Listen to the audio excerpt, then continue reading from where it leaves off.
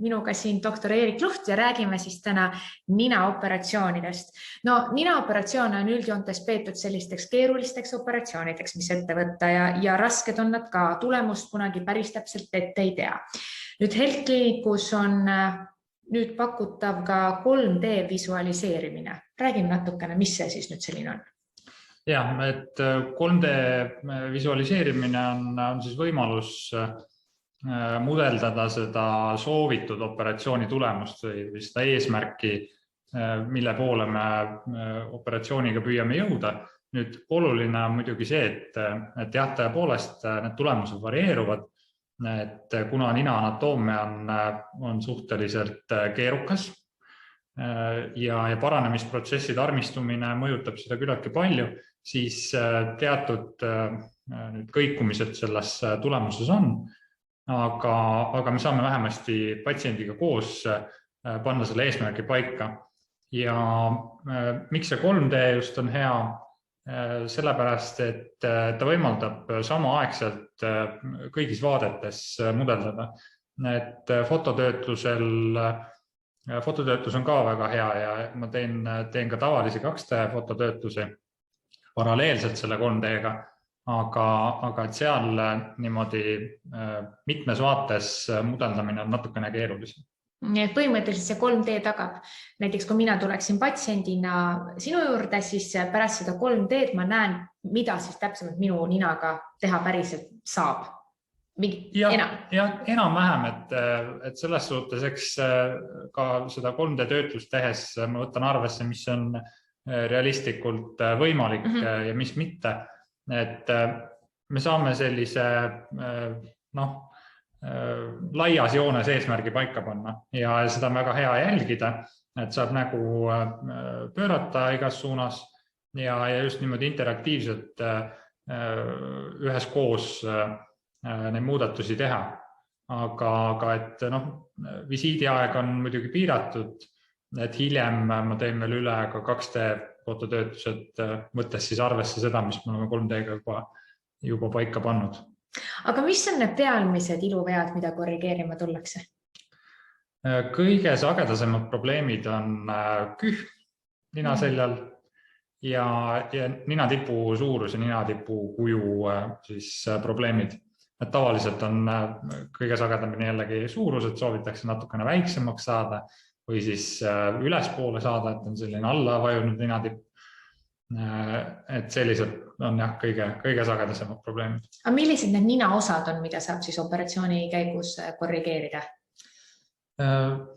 Teatud määral saab kõiki ninaosi muuta, aga nüüd on oluline see, et põhiline viis ninakuju mõjutada on luulise ja kõhrelise ninakarkassi muutmine. Nahast sõltub ka palju, et inimestel on nina peal naha paksus võib väga erinev olla ja see nahatüüp ka, et sellest sõltub palju. Kui see nahk on väga paks, siis see seab teatud piirid, kui palju me saame näiteks ninatippu vähendada. Et me võime neid kõhrastruktuure seal väiksemaks muuta ja neile anda väga ilusa kuju, aga see nahk ise ei lase lihtsalt sellel välja paista. Et kohati isegi näiteks sellise probleemi puhul, kui on suur ninatipp paksu nahaga, siis võib olla isegi hea strateegia mitte püüda ülearu vähendada seda ninatippu, vaid anda talle parem kuju ja isegi selle jaoks võib kasu olla sellest, kui me natukene nagu projekteerime ninatippu isegi varasemast eemale, aga see tipp saab konkreetsem, parema kujuga. Et see on jah väga individuaalne. No me elame sellisel sotsiaalmeedia ajastul, kus me kasutame Instagrami, me kasutame sealseid filtreid ja tihtipeale need filtrid tegelikult mõjuvad ka ninale ja ongi ju läinud levima nii-öelda selline barbinina, mille osas üha enam pöördutakse kirurgide poole, et soovitakse sellist tulemust saada. Räägi natuke lähemalt sellest fenomenist ka. Jah, see fenomen on isegi, ta on võib-olla selline sotsiaalmeedia haip ka teatud määral ninaplastika turul, et hästi palju näeb seda just Türgi ja Lähis-Ida kirurgide Instagrami kontodel, et on siis selline nina tüüp, mida operatsiooniga püütakse saavutada ja saavutataksegi, et on siis hästi nõgus ninaselg, kitsas ninaselg ja selline püstakas, suhteliselt terav ninatipp seal juures. Et nagu sellel tuntud nukul siis ka, et on selline suhteliselt väike pisike püstaka tipuga nina. Et jah, ja seda ka päris palju küsitakse, aga et selle suunaga on võib-olla mõned agad, mille peale tasub mõelda. Et esiteks, kui niimoodi väga radikaalselt ninaselga vähendada ja ninatippu ka, siis see võib põhjustada hingamise probleeme. Ja teiseks ka esteetilised kaalutlused, et kui nüüd selline hästi suure kühmuga ja suure laia ninatipuga nina on üks äärmus, siis see barbinina on teine äärmus. Ja ta annab võib-olla sellise natukene lapsiku välimuse ja see ninatüüp või jah, ta sobib paremini noorele täiskasvanule, aga nüüd tuleb mõelda ka sellele, et selle ninaga tuleb elada kõrge vanuseni. Et võib-olla küpsemas eas naisele enam mitte nii väga. Et ma arvan, et see on selline suund, millega ei peaks liiale minema. Tal on täiesti oma koht ninaplastika maailmas. Aga jah, mitte liiale minna. Võib-olla, kas mul on õigus, kui ma küsin nii, et nagu igat tüüpi nina puhul see ikkagi ju lähtub tugevalt ka sinu enda näo proportsioonidest, et võib-olla selline barbi nina ilmale näol lihtsalt ei sobigi? Jaa, absoluutselt, et see sobib ülejäänud näo proportsioonidest ja iga ühe puhul tuleb just see hindamine teha individuaalselt, et kellegi teise nina või mingi pildi põhjal nina ei pruugi konkreetsele inimesele näkku sobida üleüldse.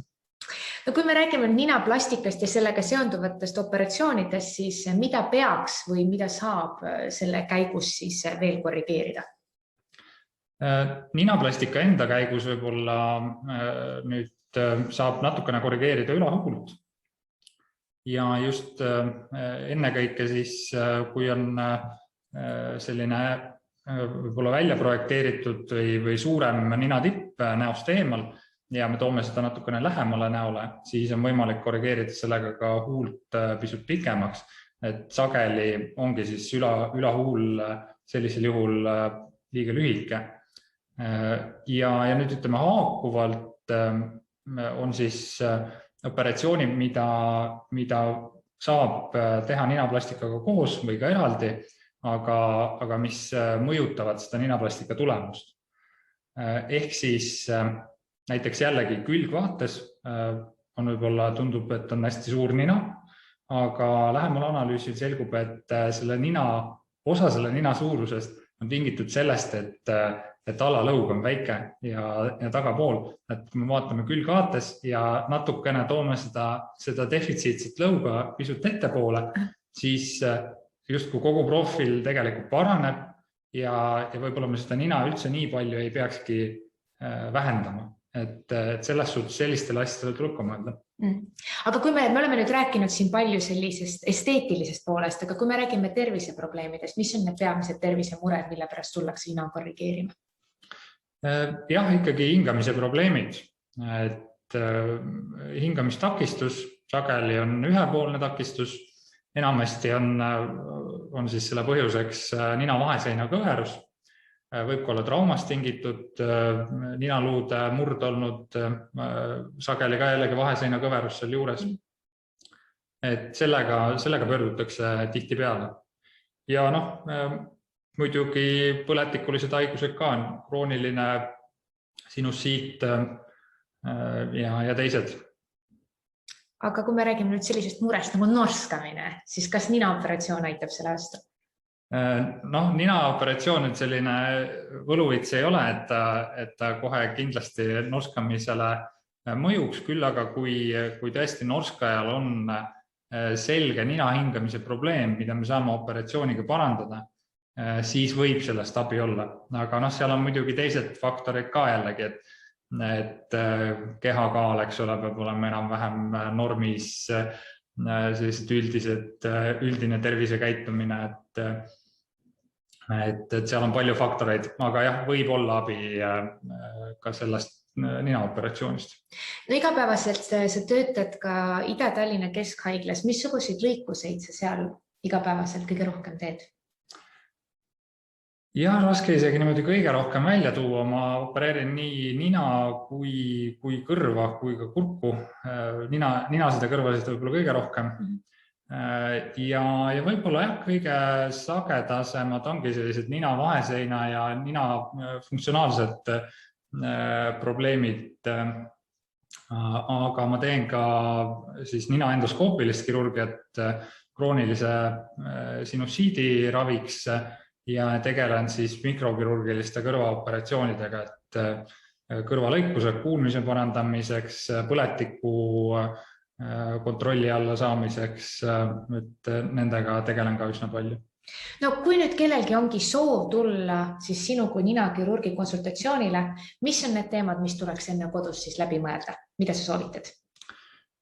No ütleme, jah, niivõrd kuivõrd saab kodus natukene ka ette valmistada, kuigi enamus sellest võib-olla selgusest saabubki konsultatsiooni käigus, hilisem analüüsi käigus, aga et enda jaoks rahulikult läbi mõelda, et millised need soovitud muutused siis on ja just niimoodi mitmekülgselt, et võib-olla on seal kühme, mis häirib, millest tahaks lahti saada, aga et kas on ka mingi muid aspekte nina tipu sõõrmete juures, et selline kriitiline suhtumine.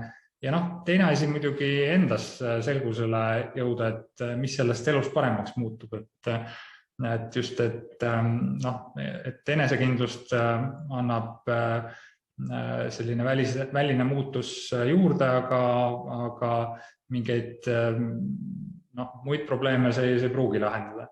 Et sellised soovitused võib-olla. Räägime nüüd lähemalt sellest ninaoperatsioonist endast ka. Ma kohe esimese asjana küsiksin, et mis on vahe avatud ja kinnisel lõikusel? Avatud ja kinnise lõikuse põhiline ja kõige nähtavam erinevus on siis väline lõige nina vaheseina all või siin nina aluses piirkonnas. Ja teatud määral ka see, et kinnisel meetodil õnnestub natukene rohkem säästa seda nina tipu nahaalust kudet. Tänu sellele siis lõikuse järel kinnisel meetodil see paranemine on natukene kiirem, ehk siis turseperiood kestab pisut vähem ja ei ole riski välisele armile siis. Aga kui nüüd ikkagi tegelikult avatud meetodil on see väline lõige tehtud, et on ilusti põhjalikult kinni õmmeldud, siis reeglina juba paari kuu pärast ei ole praktiliselt näha seda piirkonda, kus see väline lõige tehtud on. Et mõlemal meetodil on omad plussid ja miinused.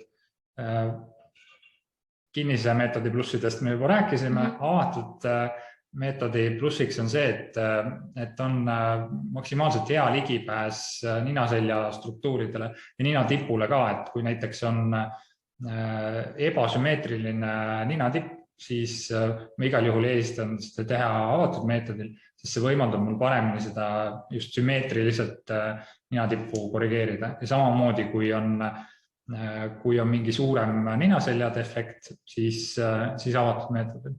No kuidas seda operatsiooni siis läbi viiakse ja kui kaua see kestab?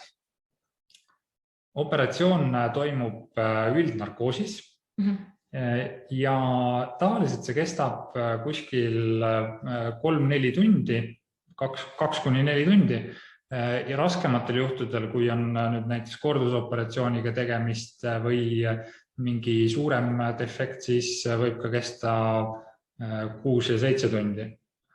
Tuleb arvestada, et üks öö tavaliselt lõikuse järel tuleb ka haiglas veeta. Ja. Aga millised need kõige suuremad riskid on, millega tuleks arvestada operatsioonile tulles? Kõige suuremad riskid, ütleme, võib-olla sellised väiksed lihtsad probleemid on kõige suurema tõenäosusega esinevad, ehk siis näiteks veritsus peale operatsiooni, et teatud määral on isegi normaalne, et esimesed päevad see nina on suhteliselt kinni ja võib ka määrida natukene sellist roosakat tatist eritist olla seal.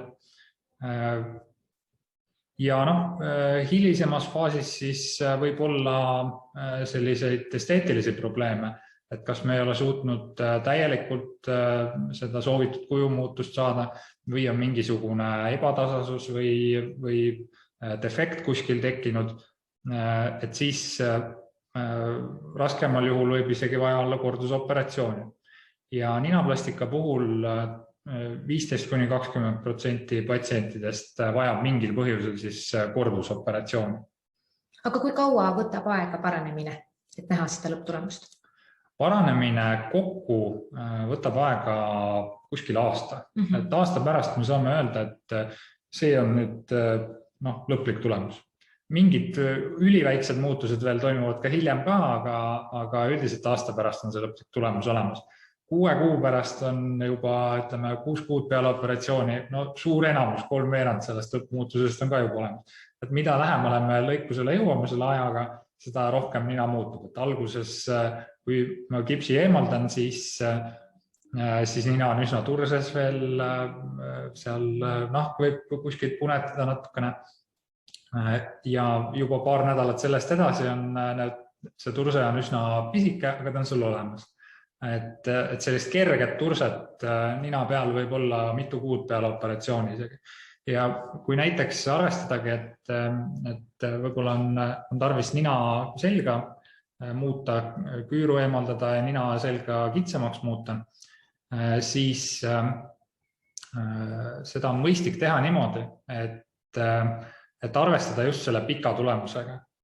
See 12 kuu tulemus, ehk siis hea on teha nina selg täpselt paraja laiusega, nii et kui me maski võtame maha ja on esimesed mõned nädalad või mõned kuud peale operatsiooni, siis võib tunduda, et see nina selg on liiga lai, et oleme ebaõnnestunud. Aga tegelikult seda pikka eesmärki tuleb silmas pidada, et aasta pärast läheb see ka väike turse alla ja saame selle soovitud tulemuse. Aga kuidas üheks operatsiooniks siis ise valmistuma peaks? Jah, nüüd enne operatsiooni on teatav ettevalmistus. Võib-olla kõige pikem ettevalmistus on näiteks suitsetajatel, et soovituslik ei oleks isegi paar kuud enne operatsiooni suitsetada ja vähemasti 4 nädalat ka peale operatsiooni. Et just sellepärast, et suitsetamine teeb selle haava paranemise ja veresoonte taastumise raskemaks. Vahetult enne operatsiooni ei tohiks meikida ennast, ei tohiks juukseid värvida. 24 tundi enne operatsiooni ei tohiks alkoholi tarbida ja sama päeva hommikul ei tohi siis süüa ega juua narkoosi pärast. Aga miks juukseid ei tohi värvida? Sellepärast, et operatsiooni ajal see värv võib mõjutada nagu nahka, et seal on katmisviisid ja selles suhtes värv võib ei tule kasuks. Okei, sellised tähelepanekud, mille peale võib-olla ei oskakski tegelikult ise tulla, eks ole. Et vahetult paar päeva enne mitte juukseid värvida. Räägime sellest ka, et kui see operatsioon on nüüd tehtud, kui palju või kui väga nina valutab pärast operatsiooni? Ega väga palju tavaliselt ei valuta. Et üldiselt on see valu minimaalne ja on kontrolli all tavaliste käsimüügi valuvaigistatega. Ehk siis paratsetamool, ibuprofeen sellest reeglina täitsa piisab. Pigem häirib just see, et nina on kinni, ta võib natukene pakitseda, võib sellist sügelustunnet olla, lahas on tihti peale nina peale operatsiooni, et nagu iga lahasega see nahk seal alla annab tunda. Et sellised probleemid ja turse, et esimesed 3-4 päeva võivad olla silmad paistes, ka põsed natukene, silma all võivad sinikad olla. Et need on võib-olla sellised probleemid. Valu poolest mõnel juhul muidugi korduslõikused näiteks või sellised suuremad efektid, kus on vaja kõhrematerjali kuskilt lisaks võtta ja tihtipeale see koht on siis roidekõhred. Et siis roidekõhre eemaldamise järel see piirkond võib tõesti valutada. Isegi mitmeid nädalaid peale operatsiooni, aga siis on ka võimalik vastavad valuhaigestik kirjutada, et valu kannatama selles mõttes operatsiooni järel ei pea, et saame valuraviga selle ilusti kontrolli alla. Sa mainisid seda ka, et silmaalused võivad olla tumedad pärast seda operatsiooni, et nii-öelda sinikad. Kui pikalt see tavaliselt on? Tavaliselt reeglina on need sinikad väiksed, et ma kasutan ka teatud võtteid, et nad oleksid minimaalsed igal juhul, aga väiksed sinikad võivad olla. Tavaliselt 2 nädalat peale operatsiooni on sinikad juba läinud. Ma vahepeal meie kuulajatele tuletan meelde, et meil on siin ka selline nupuke nagu chat ja sinna võite julgelt siis esitada ka oma küsimused ja ma küsin need kindlasti siis ka ära. Aga me rääkisime nüüd sellest operatsiooni järgsest ajast ja sellest, kui palju võtab aega see taastumine, aga kui on nüüd vahetult see operatsioon olnud, kas pärast seda on ka, ma ei tea, näiteks söömine, joomine, hammaste pesu raskendatud, kuidas sellega? Natukene võib olla selles suhtes, et ülahuul võib olla pisut paistes ja valulik, et hambapesu ja söömine on natukene ettevaatlikud, aga ka sellist suurt probleemi lõikuse järel ei ole, et saab juba kõiki selliseid tavatoiminguid teha. Nüüd ilmselgelt mõned nädalad peale operatsiooni tuleb suuremast füüsilisest pingutusest hoiduda. Sauna ei tohi minna, seda ninalahast ei tohi märjaks kasta. Et sellised piirangud peale lõikust ikkagi on. Küsin täiesti ootamatu küsimus, mul järsku tuli pähe, sa oled nii palju opereerinud ninasid. Kas sul on olnud ka selline loetelu, oled sa kokku lugenud, mitu ninaoperatsiooni sa oled teinud? Oi, niimoodi päris loetelu ei ole, et ikkagi sadu lõikusi, et selles suhtes... Mingi hetk läheb järg käest ära ikkagi. Niimoodi konkreetselt arvet ei pea. Aga mis on see peamine tagasiside, mis sa oled patsientidelt saanud pärast operatsioone? Enamasti ikka positiivne tagasiside, et inimesed on rahul ja neile meeldib nina uus kuju, ja hingamine samamoodi funktsionaalse kirurgia puhul.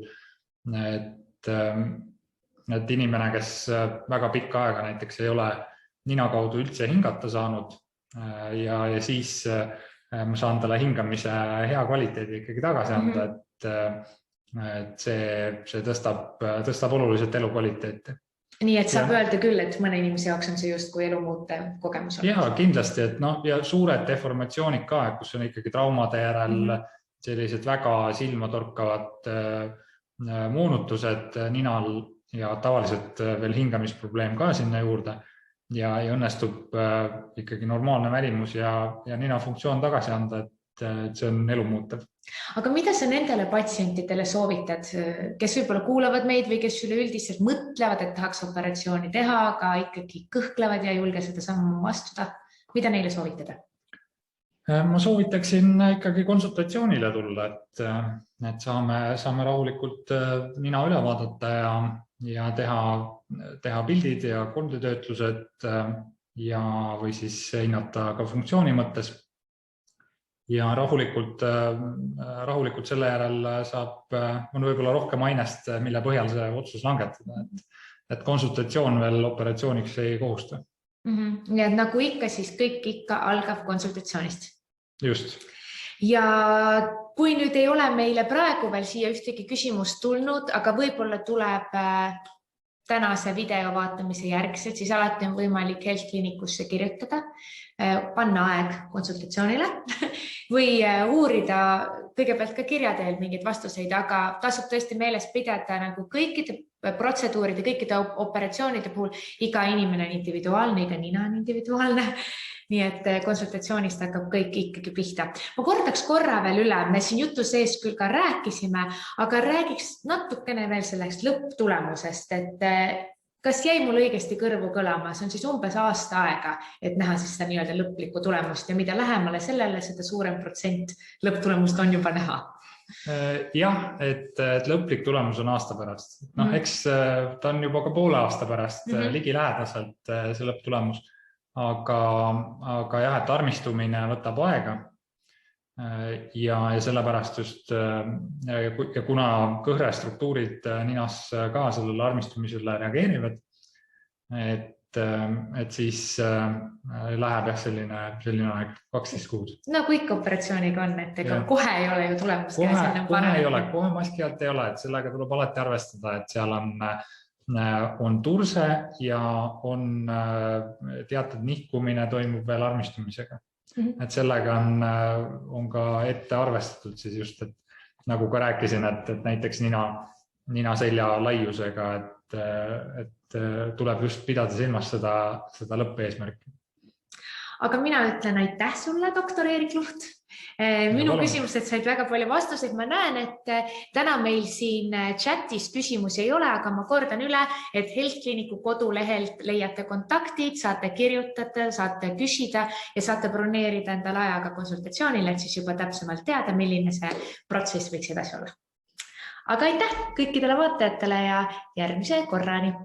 Aitäh!